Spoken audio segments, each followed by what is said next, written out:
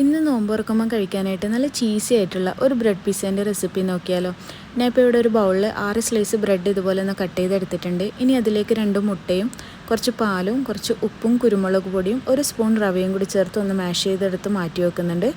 ഇനി വേറൊരു ബൗളിലേക്ക് കുറച്ച് ബോൺലെസ് ചിക്കൻ ഇതുപോലെ കട്ട് ചെയ്തെടുത്ത ശേഷം കുറച്ച് കുരുമുളക് പൊടിയും ഉപ്പും മഞ്ഞൾപ്പൊടിയും കാശ്മീരി ചില്ലി പൗഡറും കൂടി ഇട്ടുകൊടുത്ത് അതൊന്ന് മാരിനേഷൻ ചെയ്ത് അതൊന്ന് ഫ്രൈ ചെയ്തെടുത്ത് മാറ്റി വെക്കുക.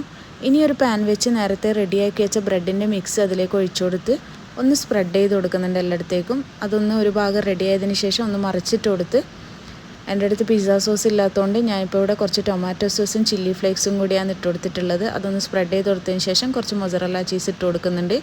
ഇനി കുറച്ച് ക്യാപ്സിക്കവും ഒനിയനും കൂടി ഇട്ട് കൊടുത്ത ശേഷം നേരത്തെ ഫ്രൈ ചെയ്ത് വെച്ച ചിക്കനും കൂടി ഇട്ട് കൊടുക്കുക. അതിൻ്റെ മുകളിൽ കുറച്ചധികം തന്നെ മൊസറല്ല ചീസ് ഇട്ട് കൊടുത്തിട്ടുണ്ട്. കുറച്ച് ഒറിഗാനും ചില്ലി ഫ്ലേക്സും കൂടി ഇട്ട് കൊടുത്ത ശേഷം ഒന്ന് ചീസ് മെൽട്ടായാൽ തീ ഓഫാക്കിയതിന് ശേഷം ചൂടോടെ തന്നെ കഴിച്ചു.